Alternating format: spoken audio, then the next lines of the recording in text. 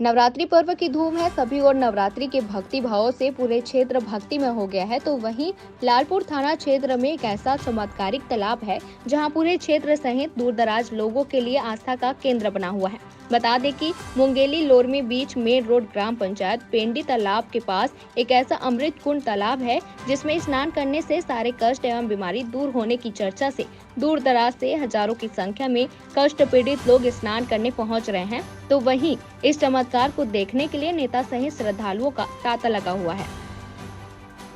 लोरमी से साजिद खान की रिपोर्ट। हमारे कांग्रेस पार्टी के कार्यकर्ताओं ग्राम वासियों से मैं मिला तो उन्होंने मुझे बताया कि हमारे गांव में एक तालाब है जो लोगों के आस्था का केंद्र हो गया है और जिसमें विभिन्न प्रकार के जो चर्म रोग से ग्रसित लोग रहते हैं वो हजारों की संख्या में स्नान करने आते हैं।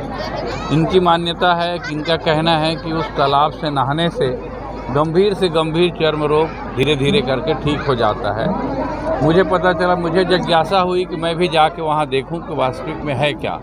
आज मैं सुबेरे से उठ के यहाँ पे आया हुआ हूँ और यहाँ पे मैं देख के अचंभित हूँ कि केवल हमारे लोरमी विधानसभा से नहीं बल्कि पूरे छत्तीसगढ़ के दूरस्थ अंचल से लोग आस्था का केंद्र मान के आए हुए हैं।